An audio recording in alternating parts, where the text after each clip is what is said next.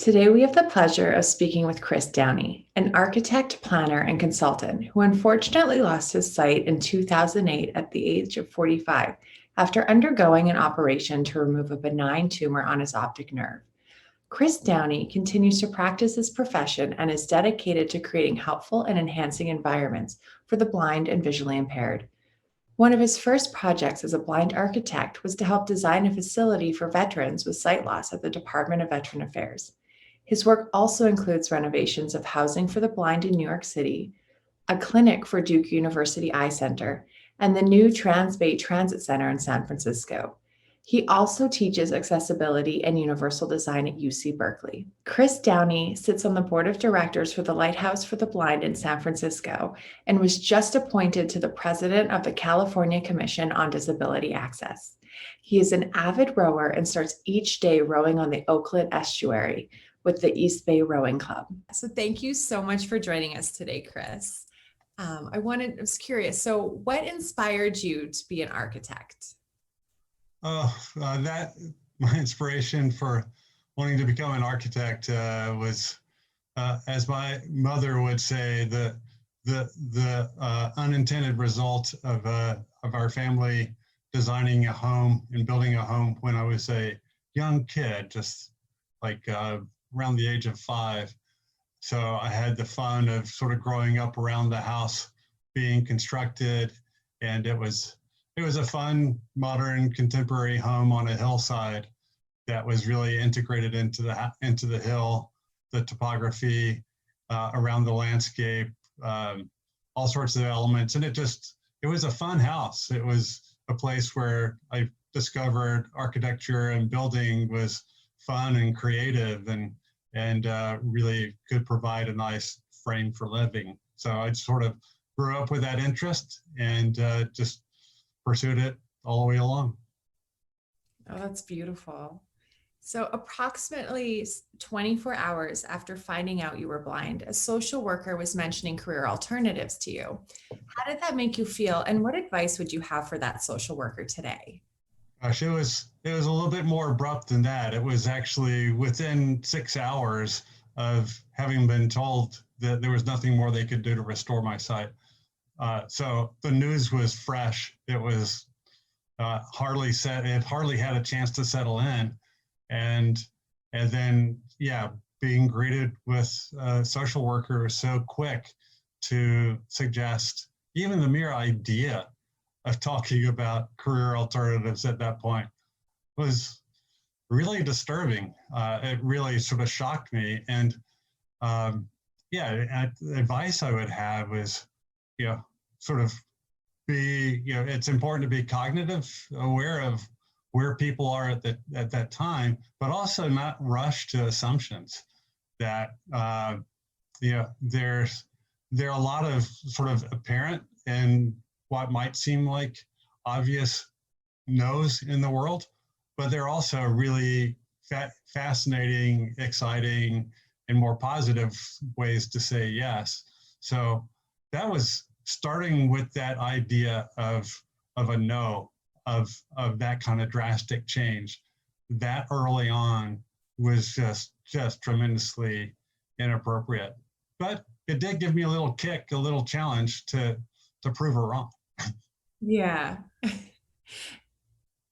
And so what advice would you give blind or visually impaired people that have felt boxed in when choosing a career? Yeah, that's a challenging thing. It's like for me, I had my career, and the challenge or the decision was about,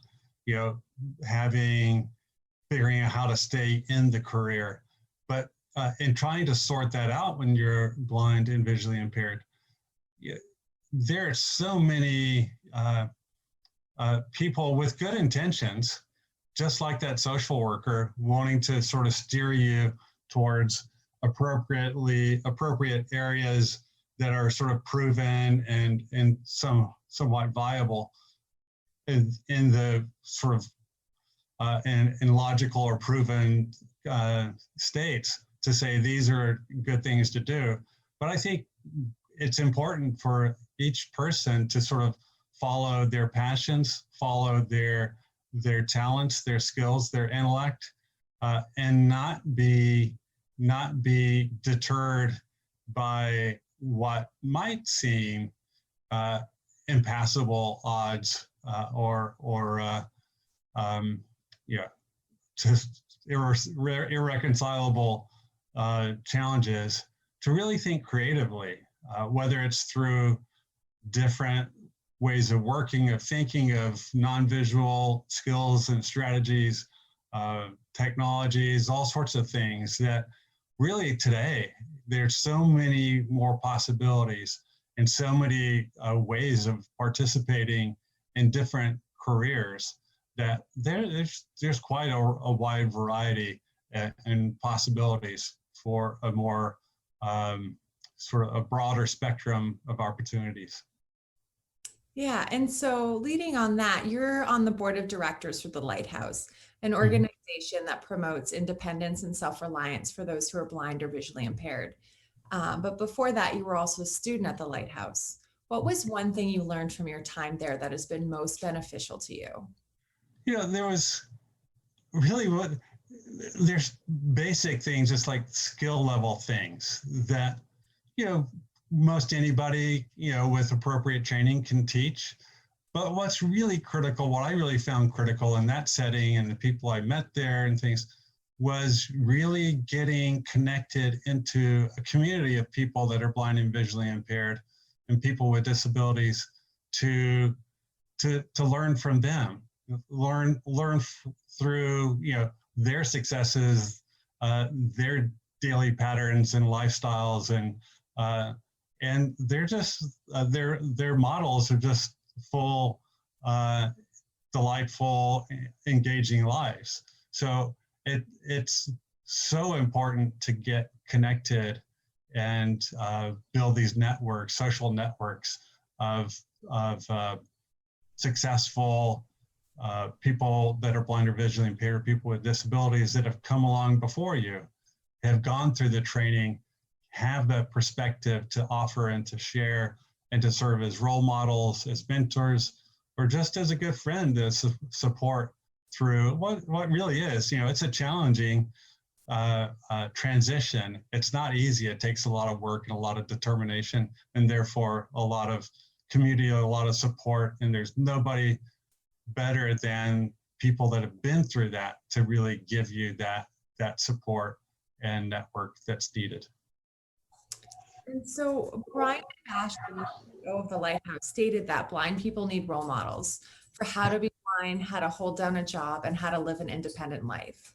So what are your thoughts on this statement? Absolutely. Just as I was just saying, it's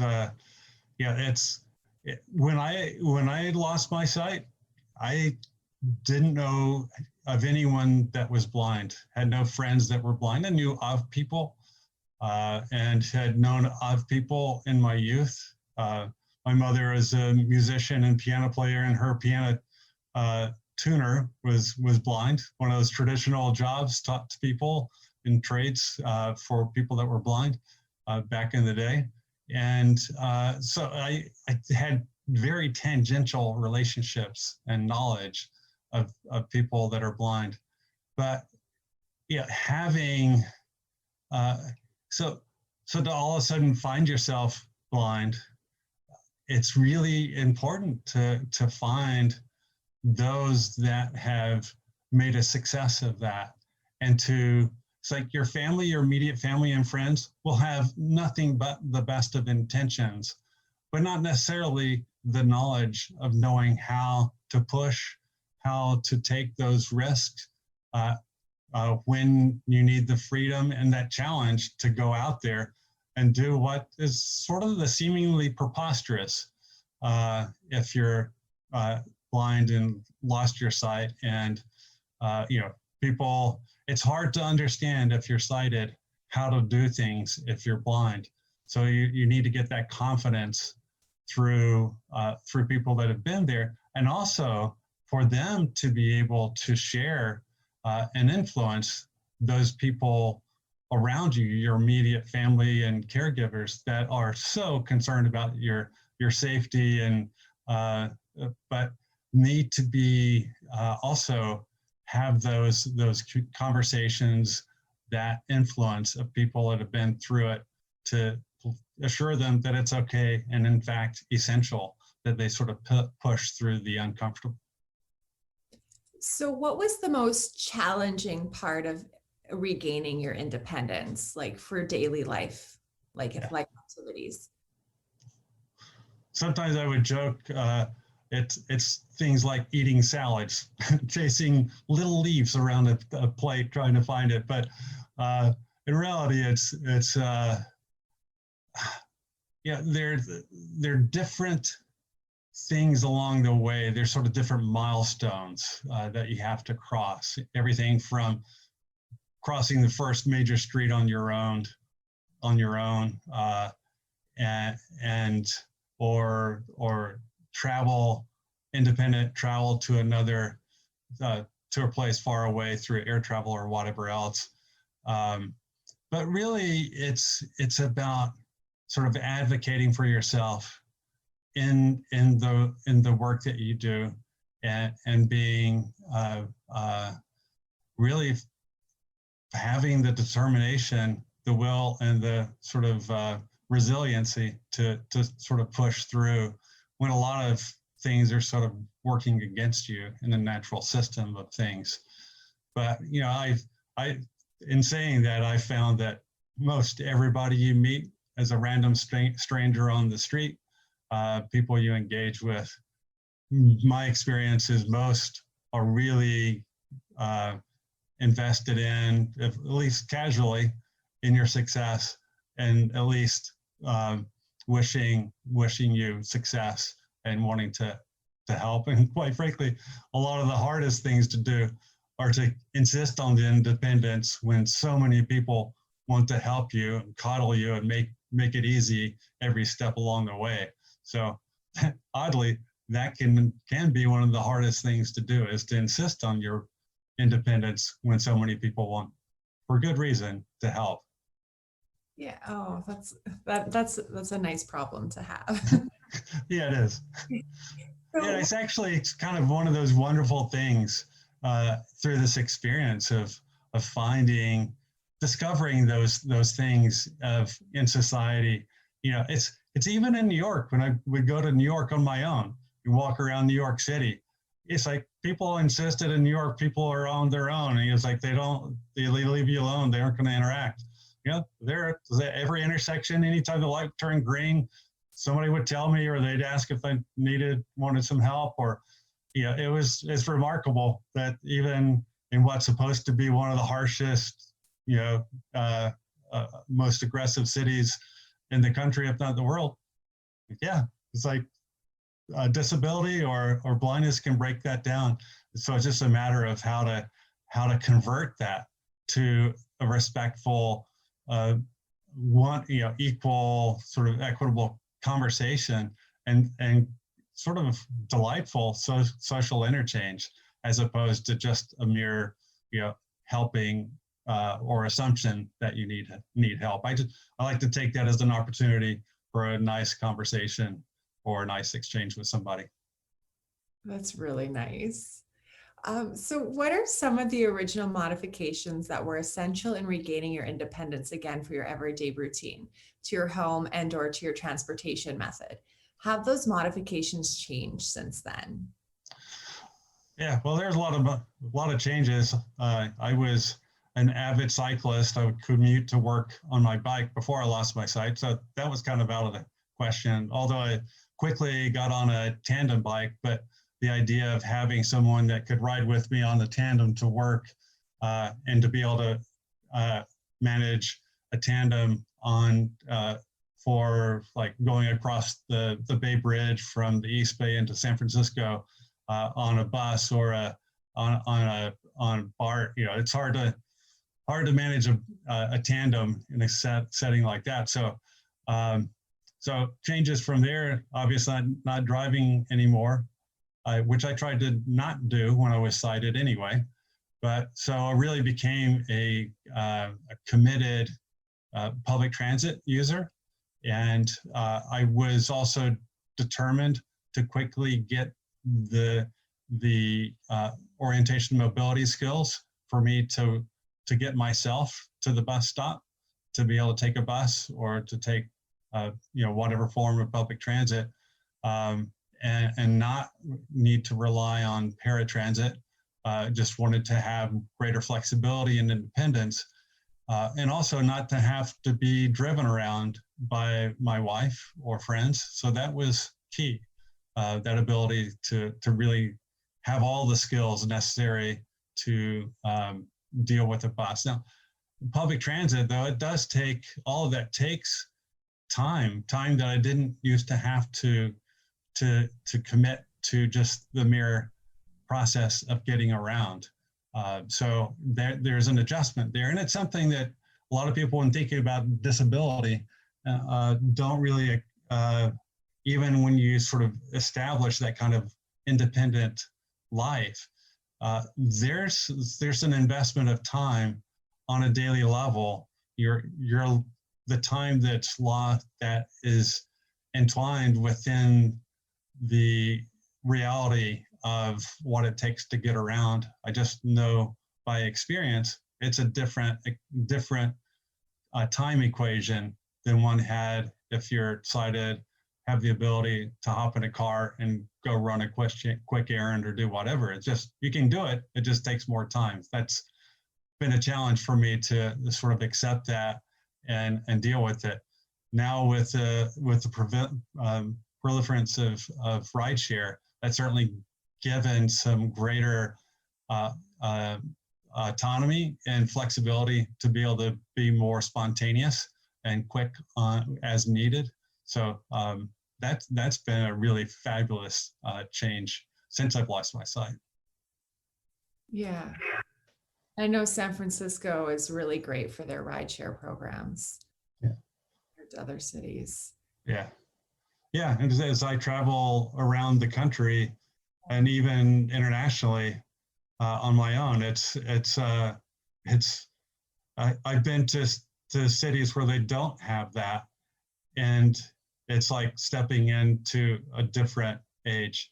The challenges then of getting transportation, of having that flexibility, of having to rely on taxis or public transit in the more traditional role. That's really, you get spoiled when you have it, and you really appreciate once you step out of that circle to feel that change in your lifestyle. And what's the most challenging city that you've been to? That's hard to say. Within the US, I'd say probably, the typical American city today is really a suburb.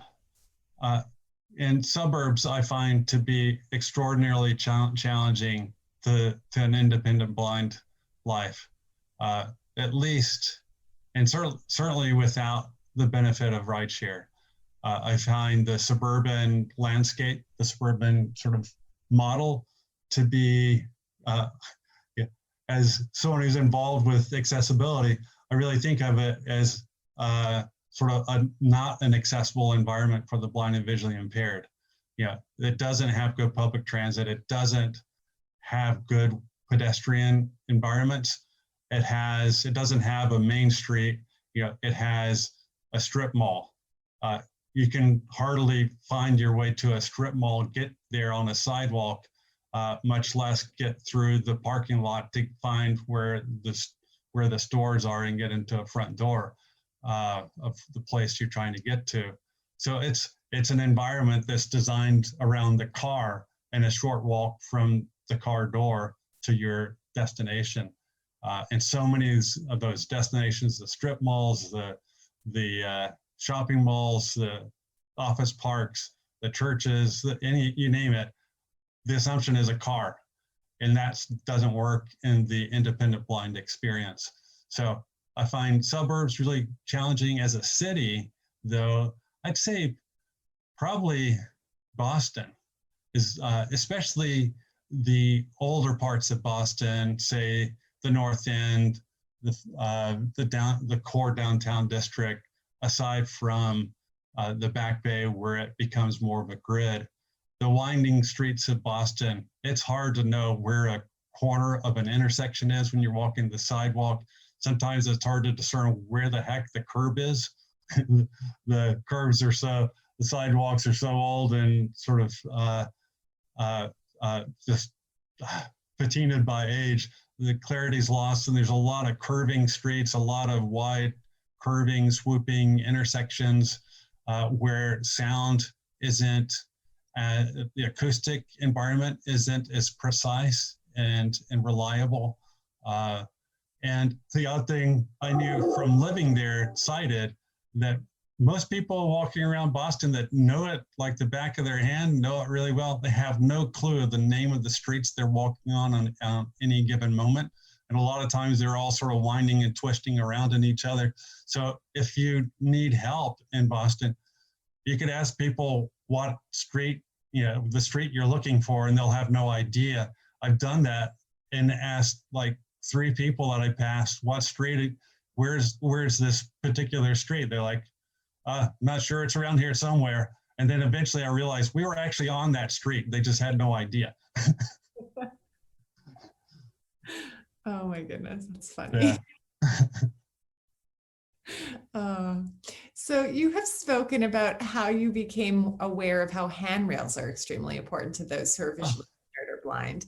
Can you describe why it is the utmost important to modify the way handrails are placed? And were there any other sudden realizations on design that you had experienced after your vision loss? Well, the handrail is a curious thing, and I think when I talk about the importance of a handrail, in many contexts, I'm talking about sort of the opportunity, the design opportunity therein. They're essential. If you're walking up and down stairs, it's often, I don't always use handrails, but often I do. And many people need to, whether they're sighted or not. So it's an important thing. But from the blind perspective, especially as an architect, I'm curious in not just the functional aspects of architecture or how to make the functions of the building accessible. As an architect, we're sort of trained and personally invested in contributing towards the quality of life, the existence, and I like to think of it, talk about as interested in delight in architecture, how I can really bring delight to the human experience for whatever that space is doing. So, and then as an architect, then it lost my sight. I was really curious about where that sense of delight comes to people that are blind and visually impaired. How can you share that sense for people that aren't going to see it? Most architects, and I did, and when I was sighted, thought about that sense of delight as something that was very visual. But then if you can't see it, where does that sense of delight come from? So handrails became important to that because it's one of the few areas, we don't just go around feeling the walls to know what's on the wall. That's like, especially today in COVID times, that's not what you want to do. It's never what you wanted to do. But there are places like handrails or doorknobs or countertops or ledges overlooking overlooks like in atriums or whatever. All those things are places where people are going to lean up against or grab onto. And just like a handshake when you meet somebody, that's an opportunity to share sort of the generosity, that sense of character of that person, or in this case, the building and the design of the building, to sort of share that with people that wouldn't necessarily see it. And so it's not that necessarily that it's just about the blind experience, but that's something that communicates to everyone that uses it. So it's something that I've learned that sort of contributes to the quality for everyone. So yeah, there's the functional benefits and needs for handrails, but there's also, in the way I think of it, also the aesthetic needs for it in terms of how it imparts a sense of delight. There's all sorts of code things related to that in terms of safety, and there's another aspect I've really come to appreciate when thinking about handrails, since we know people are going to reach for a handrail, and there's a principle of universal design that's entitled tolerance for error. And it's something that I didn't really understand from the blind perspective until I sort of spent more time in it. And that's the idea that without sight, you can't be so visually precise. You can't just magically know where the handrail is. With a cane, you can find the first tread, the first drop down or step up. You can find that, and then you can go to the edge to find where the handrail would be. If it's a wall, then you take your hand, basically you take your knuckles up sort of the wall till you come to and lightly touch the handrail, and then you're good to go. But there have been experiences where that wall that the handrail is mounted on is I discovered it to be like a really stippled, coarse plaster finish. In one case, I remarked it felt like I was running my knuckles up a cheese grater. So it made me think about how that sense of a tolerance for error means allowing for that kind of visual or non-visual imprecision to be able to find things, knowing how that process works to be able to find the handrail, and therefore providing appropriate finishes to be smooth, to be more comfortable and appropriate to interact with when trying to find something like the handrail. Now, that's something I just never, ever would have thought of when sighted, and never had that sense of that awareness of the imprecision or the need for that tolerance for error to be able to find something like a handrail. So speaking of universal design, you lecture at UC Berkeley College of Environmental Design on accessibility and universal design. What is universal design? And as an architect, what does tactile palette mean when used to design spaces? Yeah, it's a great question. And so universal design is really the design of products, services, and environments to be accessible and usable by the broadest range of people without the need of specialized accommodations or adaptations. So it's really about sort of providing an environment or services that really sort of meet people where they are, instead of requiring that people adapt and sort of get contorted to accept and deal with the environment that's presented to them. So I don't think of it as code, because it doesn't have a lot of sort of code-based requirements. It's more about how you think. And like that idea of tolerance for error, that's something that causes designers whether they're products, landscapes, architecture, buildings, cities, to think about sort of what's the need for that tolerance for error, the broad range for these different conditions. It asks a lot of questions. It demands that designers ask good questions and think through them, and also build a good knowledge base and a good network to be able to make sense of different things. But there are other principles, but the broad thing is about making all products, services, and environments to be usable by all people for the broadest range of people without the need for specialized accommodations. Okay. And the tactile palette, and that's another way of sort of addressing universal design, and it's through a principle called perceptible information. And I know that in for interior design of spaces, and even landscape, there are lots of things that are done to create transitions, borders, sort of to really call out, identify critical elements, and often they're done in contrasting colors. It creates good balance, visual and intrigue, a nice visual landscape or whatever's going on. Often they're done just in color. And so I try to really push for not just a color palette, but a color and tactile palette. And really think not just about the look, but the look and feel of the palette, and using, if it makes sense for a border to be of a contrasting color, it probably makes sense for it to be of a contrasting texture as well. That can be something that helps you stay away from an edge, where it can be advantageous to do. It can help you sort of follow travel in a straight line through the space. It can help you learn where different things are along the way.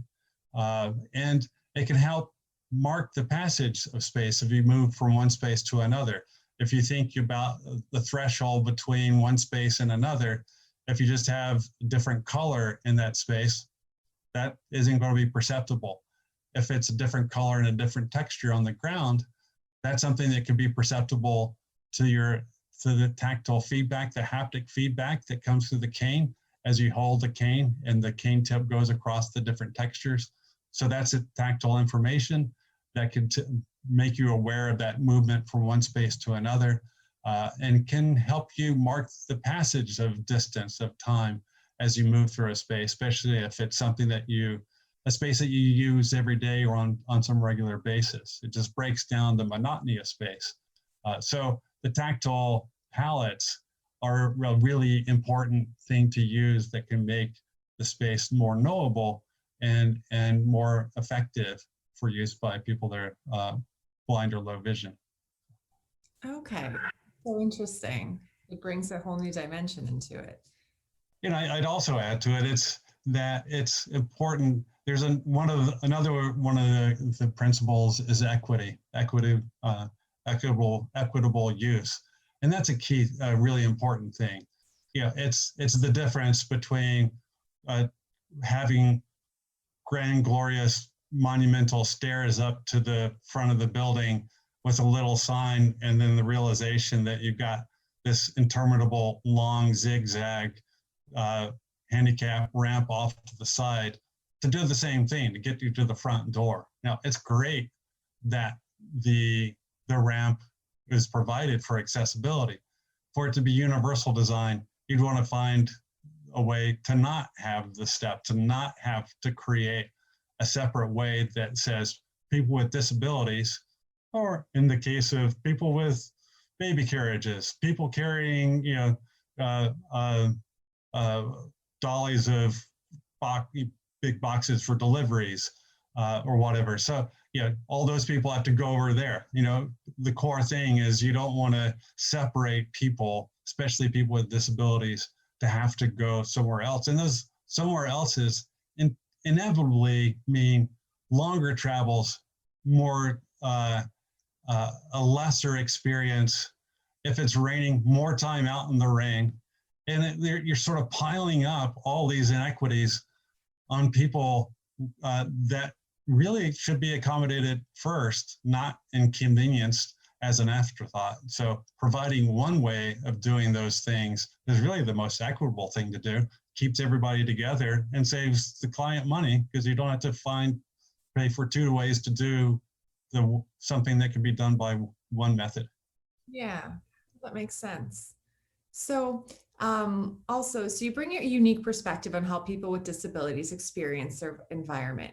What does it mean to hear a building? Well, hearing, I talk about that a lot. It's something really fascinated by, and it's something that it's a skill set that emerges over time if you've experienced sight loss. And that's, without sight, what's great about sight is you can perceive and receive information from a distance. You can look way down a hallway or across a space and see a sign, see something you're looking for, see your way through the space. And if you're blind, you don't have that kind of information. And feeling the walls doesn't help you with that. there are things that are within your sort of limits of your body that you can access, but there's only so much information you can get from that, and sometimes you can't even reach it from where you are. So hearing is another one of those senses that gives you an awareness of the environment beyond your immediate body.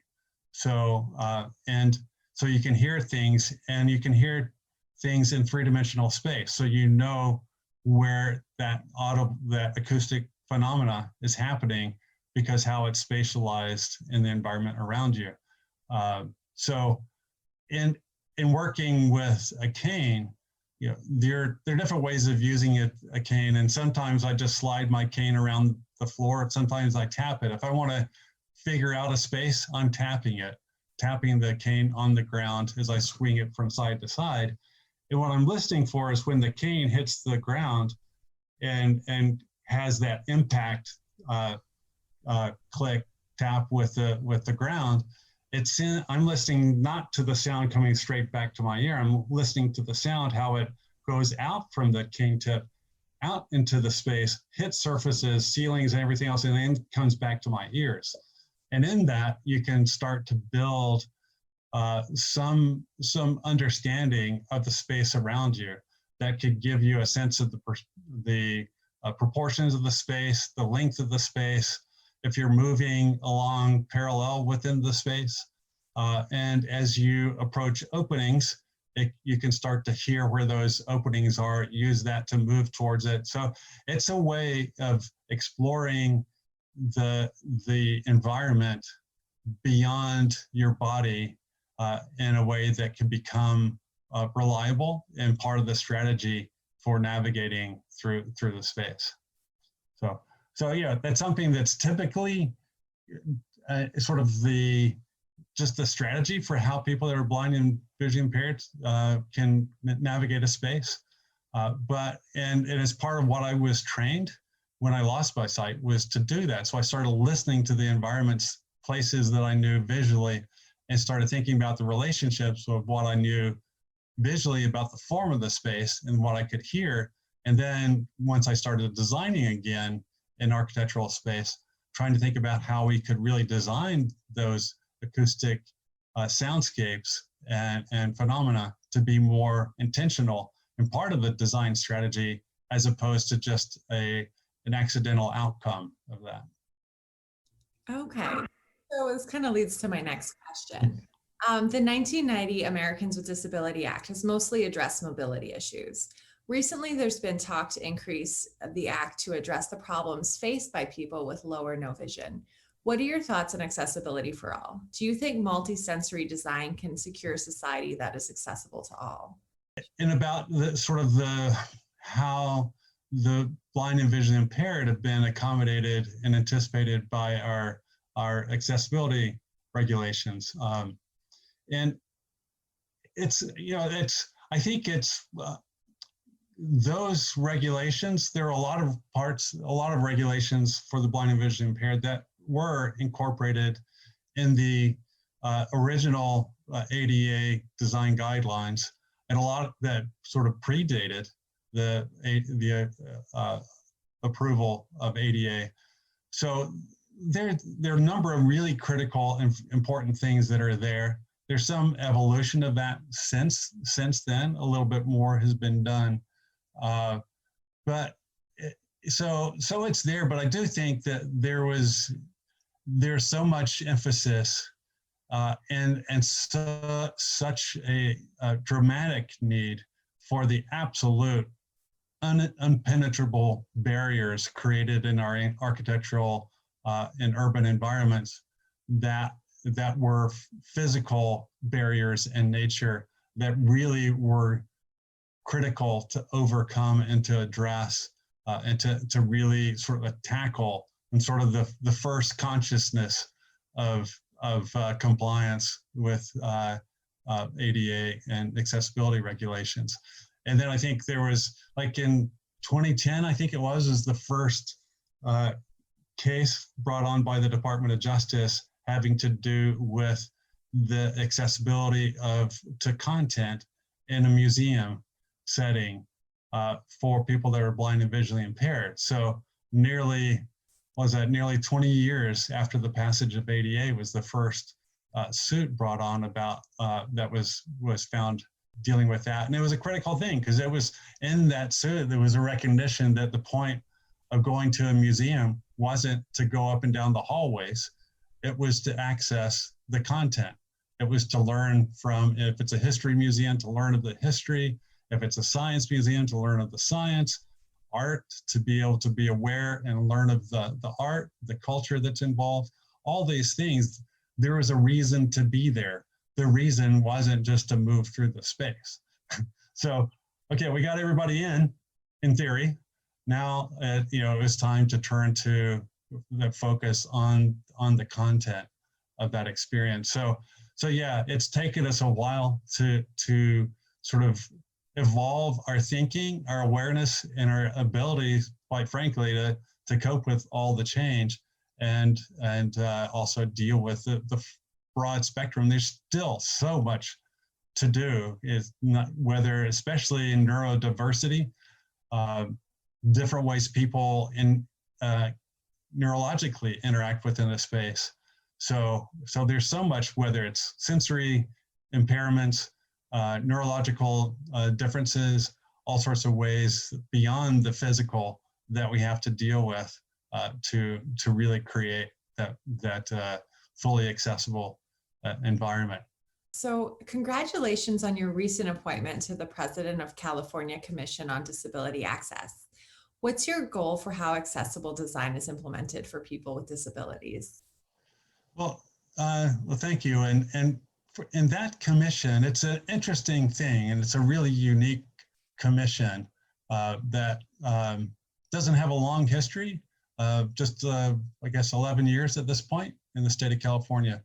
And it was really created to increase compliance with accessibility regulations across the state. And put a different way, in the motivating way for a lot of the people behind the formation of the commission, to reduce lawsuits for failure to comply with regulations. And it's not about making those lawsuits go away or stopping the lawsuits by stopping the litigation. It's about increasing compliance so that litigation would be reduced. So we're not a code writing body.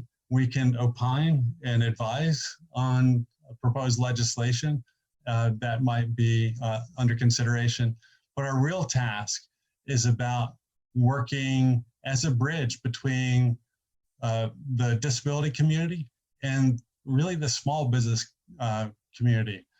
The biggest challenge out there in the environment today, the built environment across the United States and throughout California, is what we refer to as sort of the legacy structures, buildings and environments built prior to the passage of ADA and other state accessibility regulations.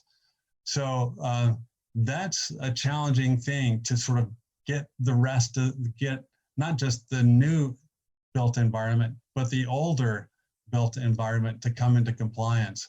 And that's the majority of the built commercial landscape out there. And so it's how we can build those bridges between the disability community and the small business community that can improve that environment to increase compliance, and actually to work with cities, different jurisdictions throughout the state, finding best practices and best strategies of what different places are doing to help their small businesses improve their accessibility and to comply with those regulations. So it's really about sort of that kind of negotiation that working with the public in these different interests to find ways to really increase compliance across the state as we endeavor to make it a fully accessible state. Oh, that's fantastic. Yeah. You've presented 2 separate TED Talks, New Vision in Architecture and Design with the Blind in Mind. What is one concept that you feel needs to be addressed or addressed further when talking about accessibility for the blind or visually impaired? Yeah. It's, I think in general, one of the biggest changes that I try to advocate for is, and it's a challenge within sort of the architectural profession in general, and that's the push towards increased diversity. So it's really sort of increased inclusivity and diversity within the profession. And initially that was, a big issue with regard to gender equity within the profession, gender representation, and we're by no means done pursuing that. There's still a lot of work to be done there. A lot of improvement has been made in that area, and it continues to improve. Increased in diversity in general of cultures, of racial diversity is that remains a huge issue. I also think that increased diversity of ability within the profession is important. That I actually think is huge. There is a direct relationship to the accessibility of the built environment and the work of the architects. And there has been really tragically low representation of people with disabilities as architects, as designers in the professions. And it's not just for the unique work that they can do, but it's also about the opportunity they have to on a more social and human level, sort of influence the profession, to influence the students. The best possibility is that in the schools, as students are learning about architecture, to have different perceptions of architecture, different experiences in architecture through students as classmates right alongside them, to realize the impact of their work and ways to make it different that can be truly inclusive for all. So I think it's a real challenge for the profession to really embrace and fully embody that, when the profession itself doesn't have that many people with disabilities within its ranks, influencing how we think about it and what we think about as being normal and typical as the human experience that we're designing for. Yeah, that makes sense. And what's the process of getting into school to study architecture? Like, how would you encourage somebody with a disability to pursue that? Yeah, I'd like to think it's easier now than it's been, but some of the early work in that area was done at UC Berkeley, where I got my graduate degree. And there, there's all sorts of challenges at the time. It was making the space accessible, but also and sort of changing the minds of the professors in terms of how it can be done, the traditional way of doing things. And quite frankly, it asked more of the professors to be able to think of teaching it in different ways. And perhaps the far outlier condition would be how to teach someone who's blind about architecture or significantly visually impaired. So it asks a lot of the professors to think about it differently, to present differently, to accommodate the needs of what could be a blind or low vision student.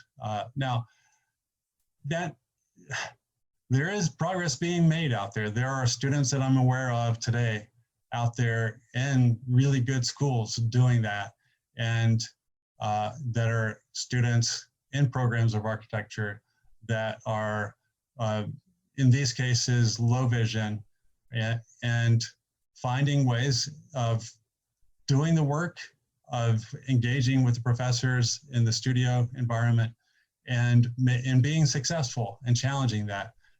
Often it takes a lot of support through the disability student groups on the campus.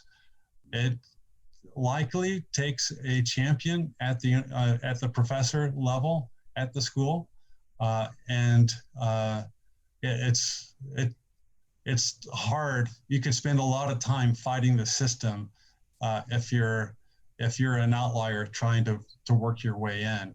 So, but I like to sort of turn it on its head a little bit and insist that if architecture and design is by its nature a creative profession, then our professors should be inherently creative and able to imagine things different, to really embrace the creative process as we do in the design of the work we do, the projects we take on, to change points of view, to entertain different perspectives, to see things in different ways, to turn things upside down or inside out to solve problems, and find ways of doing it.